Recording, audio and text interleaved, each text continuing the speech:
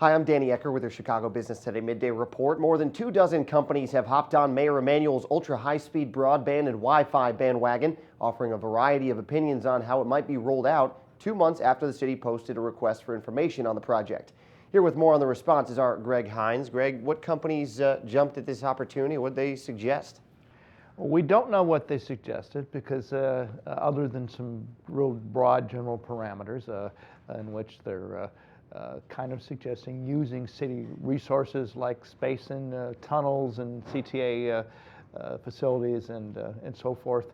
But there's some pretty good names there, a combination of little guys and big guys like Cisco and Alcatel and so forth. Right, the city estimated $30 million roughly on maybe the cost per year for broadband in some of these areas, sort of spreading this out throughout the city.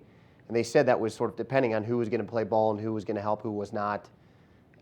Does this response suggest that maybe this thing might be able to be done more cheaply than the mayor thought originally? Well, it always helps to have a lot of people fighting for the right to serve you.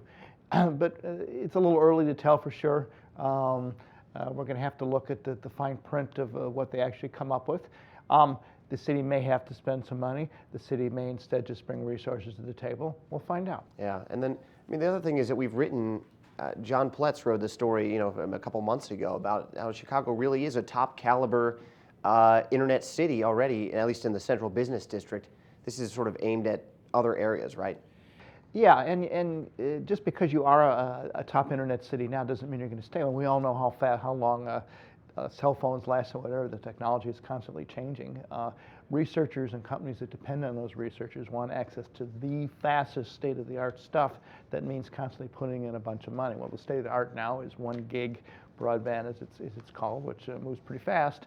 And that's the kind of thing the mayor is hoping to get, along with some slightly slower but still pretty fast stuff for free in underserved areas. I was going to say the underserved areas is also something that, it's one thing that businesses may not necessarily be totally on board at first, but this is areas that need... It's the price of admission. Right.